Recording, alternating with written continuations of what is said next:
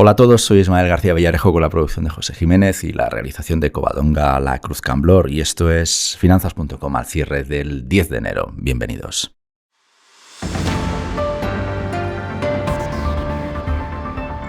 Inversores, Elena y yo os estábamos esperando. Elena, bienvenida al Centro de Noticias de Finanzas.com. ¿Cómo estás? Muy bien, gracias. Feliz año. Elena Delfino es jefa para España de Aegon AM, de la gestora de la aseguradora. Mientras hablamos, Elena, me gusta que hayas venido hoy, porque mientras hablamos queda un ratito para que Jerome Powell se manifieste por primera vez en este debutante 2023. Los mensajes que nos mandan, ¿no?, por el telegrafiado previo, pues no parece tan positivos como cabría esperar, porque continúa habiendo voces que sitúan los tipos de interés alrededor de un techo del 5% en los Estados Unidos. Esperábamos ya a estas alturas que nos relajáramos un poquitín, ¿no? Pero me gusta que hayas venido porque quiero preguntarte por eso, ¿no? En Aegon, ¿con qué pronósticos estáis trabajando en relación a los tipos de interés? Por tanto, en relación a una posible recesión en Estados Unidos, en las principales zonas económicas del mundo, más técnica, menos técnica, más leve, más severa, porque luego también... Bueno, Elena, no se te escapa que a estas alturas de año lo primero que os pregunto a todos es, ¿y qué hacemos con el dinero este año? ¿No? Pero vamos por fases, Elena, si te parece. Vamos por lo inmediato, por la actualidad. ¿Qué nos excesivamente en las próximas horas de la FED? Muchas gracias por recibirme. Desde Aegon nosotros pensamos que sí, que los datos de inflación en realidad en Estados Unidos han llegado a un pico este verano 2022 y en realidad todos los indicadores demuestran que esta inflación está bajando, se está reduciendo. Entonces no pensamos que subidas de tipos en Estados Unidos, que haya muchas más subidas de tipos en Estados Unidos, más allá de la que ya hemos visto, que han sido bastante rápidas, sobre todo en Estados Unidos y luego también en Reino Unido. Y pensamos que sí, que el mensaje va a ser más restrictivo todavía, que claramente su objetivo de reducir la inflación sigue en pie, pero que en realidad, contrariamente a lo que el mercado teme, los miedos del mercado, ese mensaje va a ser, que la subida de tipos no va a ir mucho más allá del 5%. Estamos un poco más preocupados en Europa, donde pensamos que todavía, los últimos mensajes también del Banco Central Europeo han sido de que ellos se van a enfocar mucho, van a tener que luchar mucho con una inflación todavía muy alta, a niveles sobre todo del 9%, bastante elevados, y entonces pensamos que ahí sí que en Europa continental sí que habrá bastante más subidas en los próximos meses, y que ya a partir de la segunda mitad del año vamos a ver una relajación un poco de esas subidas en Europa. Otro caso también es el caso de Reino Unido, donde claramente estamos viendo un crecimiento económico ralentizado, una subida de tipos que ha sido muy rápida, como también ha sido en Estados Unidos, pero donde pensamos que también ahí, como en Estados Unidos, la subida ya haya hecho su curso y que haya una normalización otra vez de los tipos de interés en los próximos meses. Entonces, un poco tres situaciones diferentes para las tres geografías más importantes. En Estados Unidos, ya una subida de tipos importante y una ralentización y una normalización en un nivel justo del 5%, un poco debajo del 5%. Reino Unido también una subida que ha sido muy rápida y una normalización ahora.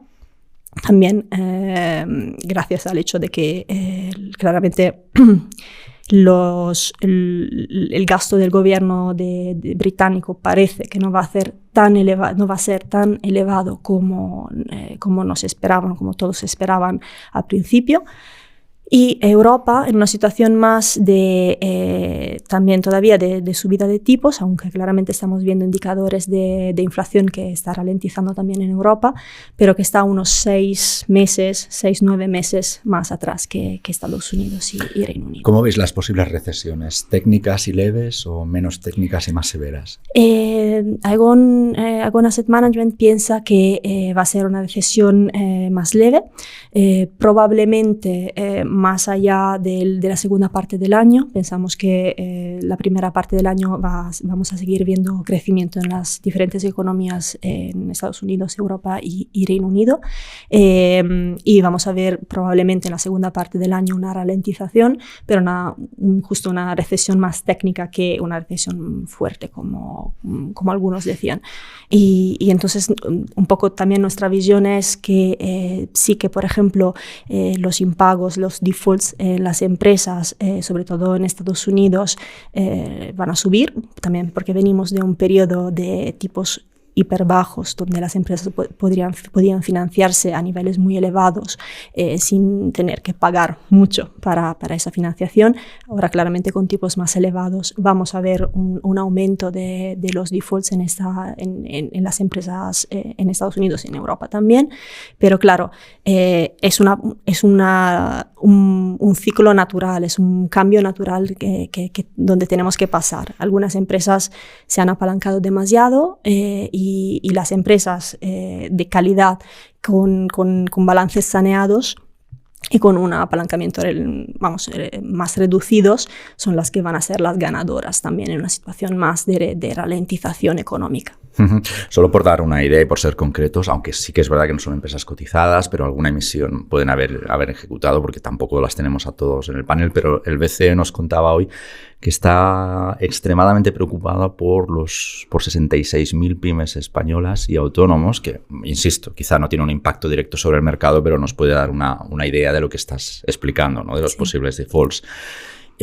Además, curiosamente sin tan curiosamente, porque son todas expuestas a sectores que ya necesitaron ayudas en 2020, en el año de la pandemia, por ejemplo, transporte, las empresas que suministran materiales, las propias de la construcción. O sea, que ya estamos viendo también que hay sectores, justo como estás señalando, que empiezan a generar ya más que preocupación y a levantar alguna alerta sobre la calidad crediticia, ¿no? En concreto, pues estas 66.000 empresas y autónomos en España, por las que el BCE hoy nos contaba que está, pues bastante preocupado. Elena, vuestros equipos y tú gestionáis 400.000 millones al año, que esto más o menos es el 40%, para que todos tengamos una idea del orden de magnitudes, esto es más o menos, haciendo un brochazo gordo, es el 40% del PIB español. Pero también sabemos que buena parte de esos 400.000 millones los exponéis a renta fija. Correcto. Elena, nos escuchabas, sabemos que nos escuchas habitualmente, que sabes perfectamente que la tesis que hemos sostenido durante el año pasado es que el ejercicio 22 no iba de ganar dinero, sino de perder la menor cantidad de dinero posible. Entonces, ¿misión cumplida, Elena, o no? La verdad que sí. Sí. ¿Cómo os ha ido? Cuéntanos un poco qué habéis hecho con estos 400.000 millones y cuál es el saldo final a 31 de diciembre, qué pasó, ¿no? A ver, nosotros tenemos diferentes estrategias dentro del espectro de renta fija, claramente. Muchas de las estrategias que gestionamos son de corta duración, de corto plazo. Entonces, al final, esas estrategias justamente, aunque sean puras de renta fija, invierten en bonos que tienen vencimientos a 2 o 3 años o incluso menos. Y entonces, dentro de un año difícil como ha sido 2022 para la renta fija y la renta variable, en realidad a nosotros relativamente no nos ha ido tan mal. En ese sentido, nuestros fondos, por ejemplo, han perdido un menos 2,5% en términos absolutos de rentabilidad, y eso porque al final el corto plazo nos ha protegido de la subida de tipos que ha impactado estrategias con duraciones más largas. También es verdad que nuestras estrategias están muy diversificadas dentro del espectro de renta fija, entonces al final conseguimos diversificar, por ejemplo, en Europa, tener exposición a todos los países de Europa y Reino Unido, y entonces eso también nos ayuda a evitar esos momentos de debilidad de un mercado específico, como por ejemplo puede haber habido en Reino Unido en septiembre con el tema del mini budget del gobierno británico. Sí, con la broma de la reforma fiscal, ¿no? Totalmente. Elena, con estos mimbres, ¿qué podemos hacer o qué vais a hacer con esos 400.000 millones? Por tanto, vamos tomando nota, si estos líderes, ¿no? Porque 400.000 millones es mucha pasta. A ver qué estrategias vais a seguir, qué podemos hacer nosotros con nuestro dinero a partir de los planes que tengáis. Por ejemplo, te quiero preguntar por la dicotomía ya que estamos en renta fija, luego nos movemos un poco a renta variable, que sé que también la controláis, pero ya que estamos con renta fija, hemos visto una brecha altísima entre lo que son los bonos corporativos y bonos soberanos. ¿Cómo veis vosotros esa evolución? ¿Van a tender a converger? ¿Cómo veis las TIRES? ¿Están ya de nuevo? ¿Este nivel de TIRES supone que ahora vamos a tener oportunidades reales en la renta fija durante el próximo ejercicio? Cuéntanos un poquito qué vais a hacer a partir de ahora. Está muy bien ese 2,5 que habéis perdido, pero entiendo que este año pretendéis superar en jugar esas pérdidas o ganar o como mínimo empatar. Así que, ¿qué hacemos con el dinero? A ver, claramente depende de los objetivos financieros de cada persona, pero en general nosotros apostamos por diversificar claramente la cartera lo más posible para poder diversificar también el riesgo de nuestras carteras. 2023 pensamos que va a ser un buen año para renta fija porque claramente tienes niveles de TIRES no solo en bonos soberanos, sino en bonos corporativos, como justamente comentabas, de grado de inversión y también de alto rendimiento, de high yield más elevados, y hemos llegado a un nivel tan elevado también de cupones que esos bonos pagan, que nos protegen en un momento que puede haber también a lo largo del año de volatilidad también en renta fija. Entonces pensamos que dentro de una cartera bastante diversificada, claramente una parte interesante puedan tener estrategias de corto plazo de renta fija pura, que inviertan con duraciones de entre 0.5, que es nuestro fondo, por ejemplo, de ABS europeos, que son bonos con colateral de hipotecas. Entonces estás invirtiendo en la economía real. ¿Hipotecas? Sí. En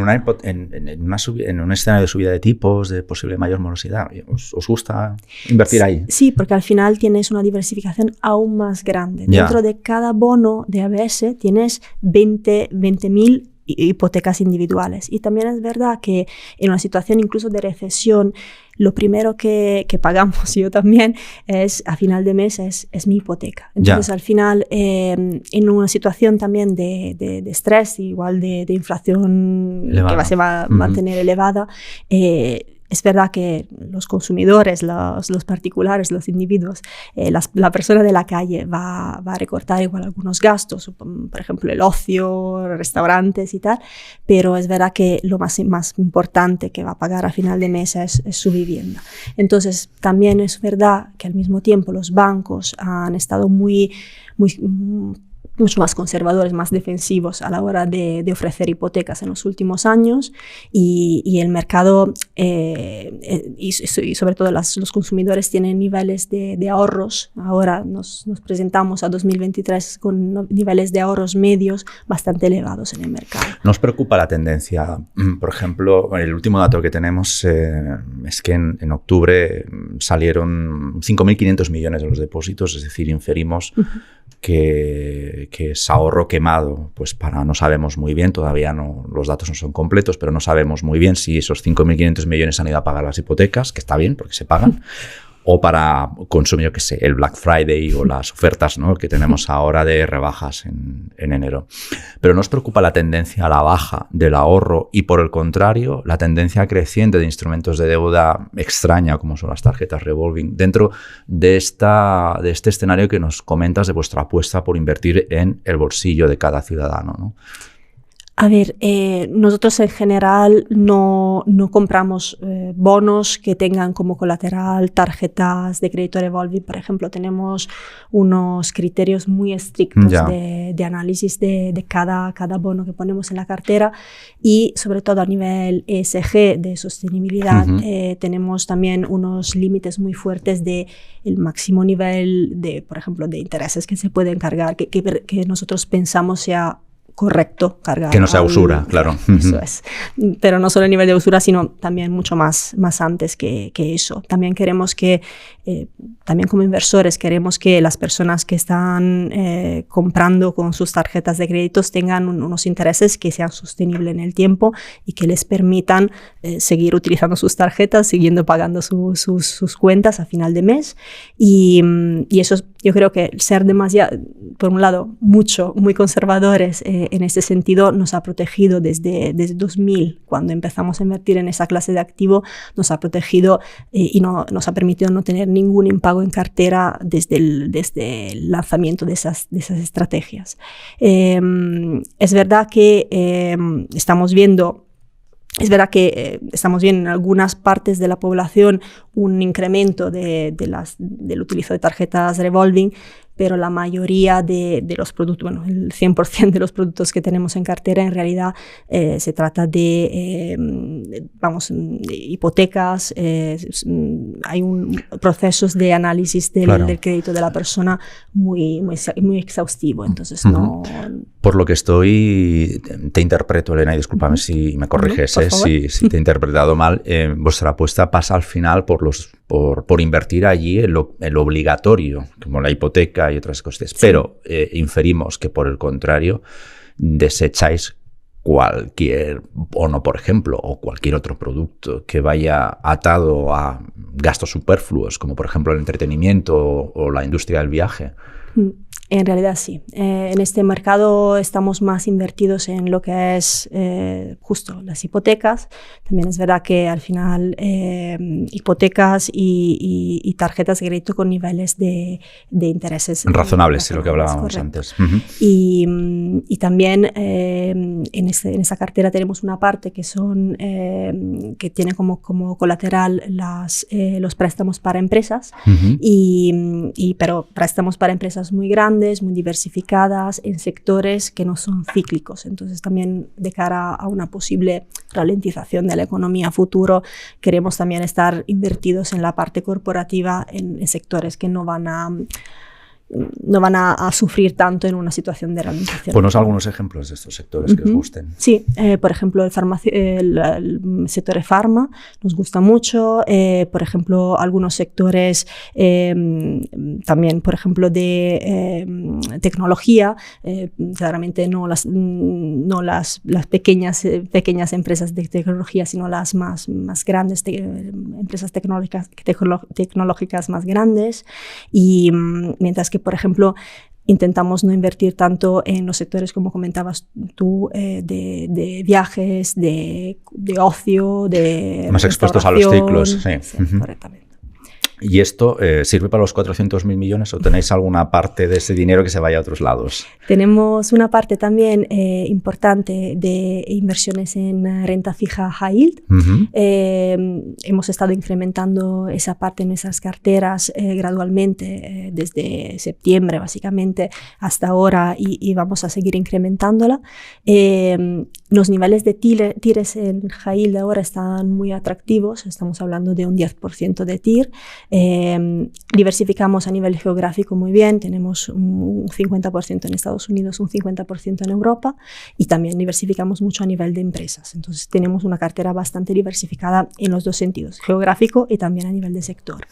Y como comentábamos, es que las TIRs están tan elevadas que no hay necesidad de bajar tanto en la estructura del capital de las empresas que piden dinero. Entonces no hay que ir nosotros nos enfocamos más en las emisiones B y B y no tenemos que bajar a emisiones que conllevan más riesgo como la C. Volvéis al riesgo, es decir, por lo que veo, a vosotros os gusta siempre el riesgo controlado. Sí, somos al final parte de una aseguradora y creo que es un poco sí, nuestro ADN, va de ser muy, muy atentos, muy conservadores. Estamos con Elena Delfino, que es jefa para España de Aegon AM, que cuelga evidentemente, como nos dice la aseguradora Aegon. No sé si estas fórmulas que nos das para la renta fija, que entendemos que va a ser un buen año porque viene de suelos los niveles de tires que estamos comentando, ¿verdad? Pero en cualquier caso es una oportunidad clara para vosotros en los sectores que nos has comentado. Me llama la atención vuestra apuesta por la economía doméstica esencial, ¿no? O sea, lo primero que hay que pagar y luego pues los lujos y diría alguien y los vicios pues para otro año, ¿no? Pero yo no sé si esta fórmula, Elena, también la podemos exportar a la renta variable. En renta variable, claramente, tenemos una visión también que venimos de un año 2022 muy, muy complicado para la renta variable. Es verdad que algunos sectores de renta variable, algunos segmentos de renta variable, lo que llaman el sector value, ha tenido un recorrido muy bueno. Y por fin, después de muchos años de tener resultados difíciles, creemos que 2023 va a ser todavía, la primera parte por lo menos, un año de value, todavía de renta variable value, pero con un sesgo más de calidad. Habrá más atención a que las empresas tengan balances saneados, que no tengan demasiado apalancamiento, que tengan flujos de caja constantes y coherentes con su negocio, que tengan una posición de líder dentro de su segmento, porque claramente en un momento de ralentización de la economía, normalmente la selección natural de las empresas hace que los líderes se mantengan líderes y algunas empresas no consigan tener buenos resultados y entonces vamos a ver que creemos que 2023 va a ser un año más de sesgo de calidad. Entonces, sobre todo la primera parte, todavía pensamos que va a haber una atención del inversor y una rentabilidad mejor en segmentos value, pero quality, y poco a poco, que también las empresas del segmento growth, las típicas tecnológicas, por ejemplo, que han perdido mucho, han tenido valoraciones mucho más reducidas en 2022, creemos que ahora están llegando de un punto tan bajo que sí que el dinero se va a mover otra vez hacia esos segmentos, pero de una manera muy gradual. Eso también dependerá un poco de cómo vamos a ver cómo evoluciona la inflación.